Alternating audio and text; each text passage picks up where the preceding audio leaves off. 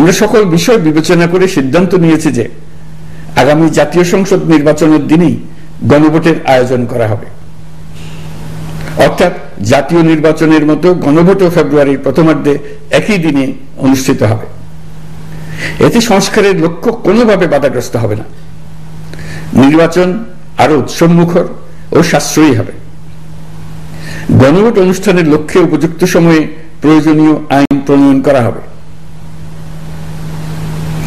জুলাই সনদের আলোকে আমরা গণভোটের ব্যালটে উপস্থাপনীয় প্রশ্নও নির্ধারণ করেছি। আমি প্রশ্নটি এখন আপনাদের সামনে পাঠ করে শোনাচ্ছি। প্রশ্নটি হবে এরকম: আপনি কি জুলাই জাতীয় সনদ সংবিধান সংস্কার বাস্তবায়ন আদেশ 2025 এবং জুলাই জাতীয় সনদের লিপিবদ্ধ সংবিধান সংস্কার সম্পর্কিত নিম্নলিখিত প্রস্তাবগুলোর প্রতি আপনার সম্মতি জ্ঞাপন করছেন? ক, নির্বাচনকালীন সময়ে তত্ত্বাবধায়ক সরকার, নির্বাচন কমিশন এবং অন্যান্য সাংবিধানিক প্রতিষ্ঠান জুলাই সনদে বর্ণিত প্রক্রিয়ার আলোকে গঠন করা হবে। খ, আগামী সংসদ হবে 2 কক্ষ বিশিষ্ট। জাতীয় সংসদ নির্বাচনে দলগুলোর প্রাপ্ত ভোটের অনুপাতে 100 জন সদস্য বিশিষ্ট একটি উচ্চকক্ষ গঠিত হবে এবং সংবিধান সংশোধন করতে হলে উচ্চকক্ষের সংখ্যাগরিষ্ঠ সদস্যের অনুমোদন দরকার হবে। গ, সংসদে নারীর প্রতিনিধি বৃদ্ধি, বিরোধী দল থেকে ডেপুটি স্পিকার ও সংসদীয় কমিটির সভাপতি নির্বাচন, প্রধানমন্ত্রীর মেয়াদ সীমিতকরণ, রাষ্ট্রপতির ক্ষমতা বৃদ্ধি, মৌলিক অধিকার সম্প্রসারণ, বিচার বিভাগের স্বাধীনতা ও স্থানীয় সরকার সহ বিভিন্ন বিষয়ে যে 30টি প্রস্তাবে জুলাই জাতীয় সনদে রাজনৈতিক দলগুলোর ঐকমত্য হয়েছে সেগুলো বাস্তবায়নে আগামী নির্বাচনে বিজয়ী দলগুলো বাধ্য থাকবে। ঘ, জুলাই সনদে বর্ণিত অন্যান্য সংস্কার রাজনৈতিক দলগুলোর প্রতিশ্রুতি অনুসারে বাস্তবায়ন করা হবে। গণভোটের দিন এই 4টি বিষয়ের উপর একটি মাত্র প্রশ্নে আপনি হ্যাঁ বা না ভোট দিয়ে আপনার মতামত জানাবেন। গণভোটের সংখ্যাগরিষ্ঠ ভোট হ্যাঁ সূচক হলে আগামী সংসদ নির্বাচনে নির্বাচিত প্রতিনিধি নিয়ে একটি সংবিধান সংস্কার পরিষদ গঠিত হবে। এই প্রতিনিধিগণ একই সাথে জাতীয় সংসদের সদস্য হিসেবে দায়িত্ব পালন করবেন। পরিষদ তার প্রথম অধিবেশন শুরুর তারিখ হতে 180 কার্য দিবসের মধ্যে সংবিধান সংস্কার করবে। সংবিধান সংস্কার সম্পন্ন হওয়ার পর 30 কার্য দিবসের মধ্যে সংসদ নির্বাচনে প্রাপ্ত ভোটের সংখ্যানুপাতে উচ্চকক্ষ গঠন করা হবে। এর মেয়াদ হবে নিম্নকক্ষের শেষ কার্য দিবস পর্যন্ত। জুলাই সনদ বাস্তবায়নের অঙ্গীকারনামা অনুসারে সংবিধানে জুলাই জাতীয় সনদ অন্তর্ভুক্ত করার ব্যবস্থা গ্রহণ করা হবে।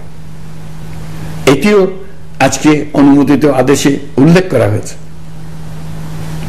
প্রিয় দেশবাসী, অভ্যুত্থানের পর দায়িত্ব গ্রহণ করে অর্থনীতিকে গভীর গহ্বর থেকে উদ্ধার করা ছিল আমাদের জন্য একটা বিরাট চ্যালেঞ্জ। গত 15 মাসে আমরা সেই চ্যালেঞ্জ উতরাতে সক্ষম হয়েছে। রপ্তানি, বৈদেশিক বিনিয়োগ ও রিজার্ভ সহ অর্থনীতির সবগুলো সূচকে দেশ ইতিবাচক ধারায় ফিরেছে।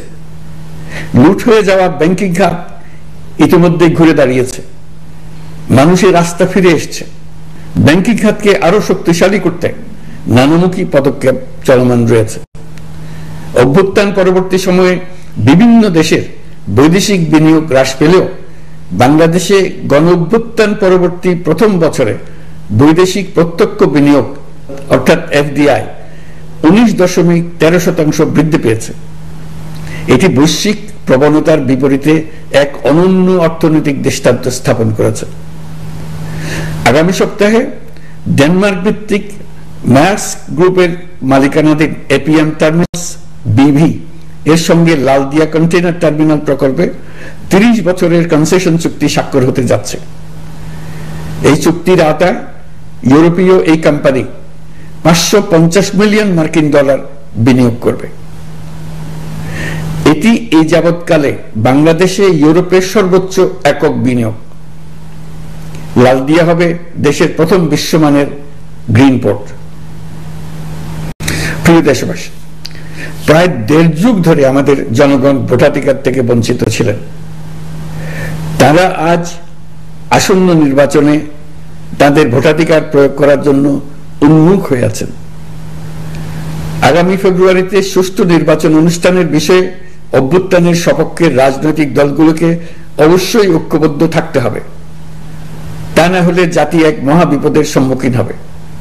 এই সম্পর্কে আমি আগেও একাধিকবার আমার আশঙ্কা প্রকাশ করেছি। ফ্যাসিবাদের বিরুদ্ধে 2024 জুলাইয়ে মৃত্যুর মুখোমুখি শির উঁচু করে দাঁড়িয়ে দেশবাসী যে ঐক্য গড়ে তুলেছিল, আমরা জীবিতরা যেন অল্প স্বল্প ভিন্নমত ও লঘু বিবাদে জড়িয়ে তার মর্যাদা ক্ষুণ্ণ না করি। 133 শিশু, শত শত তরুণ তরুণী, নারী পুরুষের মৃত্যু, হাজার হাজার মানুষের অঙ্গহানির যে আত্মত্যাগ, সেটিকে আমাদের সম্মান জানাতেই হবে।